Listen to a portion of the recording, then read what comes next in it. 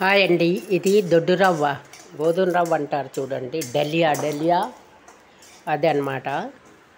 ఒక అర గ్లాసు దలియా కొంచెం వేచేస్తున్నాను.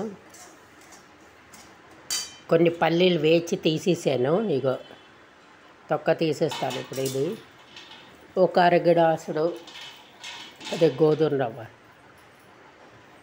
డలియా దొడ్డు రవ్వ వేచి వేగేగా చూపిస్తాను. వేగిపోయింది. కొంచెం ప్రసాదంలాగా పాలతోటి చూడండి వేగింది. ఏలకులు ఇందులోనే 2-3 ఏలకులు వేసాను, వేచేసాను. సింపుల్గా చిన్న వీడియో చూపిద్దామని చేశాను. చేశాను మీకు చూపిద్దామని వీడియో.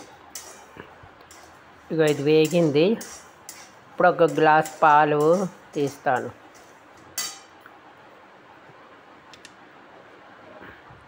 చూడండి, ఆ పల్లీలు వేసేసాను నేను. వేసిన పల్లీలే కదా, తొక్క తీసి వేసాను. అందులో ఏలకులు వేసాను.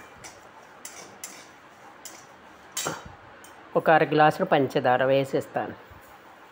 అంతే రవ్వ వేసాను, అంతే పంచదార.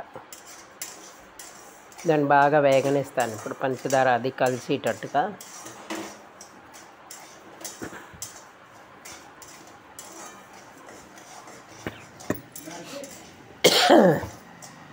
ఇది వేగాక ఒక గ్లాస్ పాలు వేస్తాను. పాలు పక్కన కాచుతున్నాను చూడండి, కాగాయి.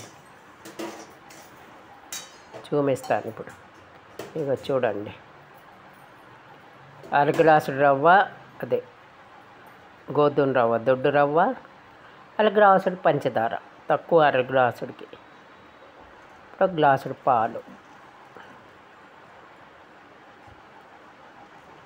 కొంచెం పడిపోయి పర్వాలేదు. ఇగో గ్లాసుడు, అర గ్లాసుడు వేసాను కదా, దానికి అర గ్లాసుడు, ఒక గ్లాసుడు పాలు మళ్ళీ వేస్తాను. చాలా బాగుంటుంది. ఇగో ఇప్పుడు శుభ్రంగా దీంతోనే ఉడకాలి. ఇప్పుడు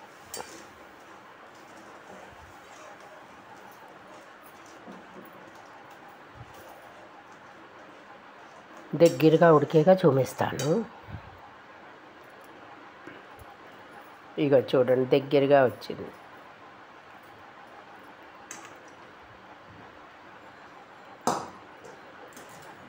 నేను వేడి నీళ్ళు ఎప్పుడు కాచి ఉంచుతాను పక్కనే, దేనికైనా.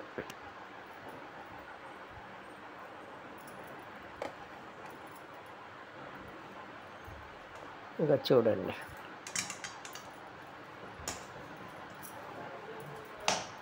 నెయ్యి వేయచ్చు. కొంచెమే ఉందని వేసాను, నెయ్యి ఎక్కువ లేదు ఇందులో. నెయ్యి వేయకుండానే వేస్తున్నా. చూడండి, చక్కగా విడివిడిగా వస్తుంది.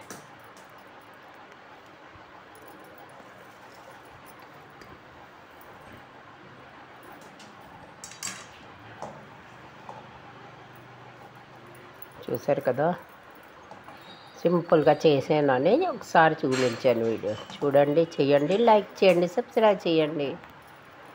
చాలా టేస్టీ ప్రసాదం.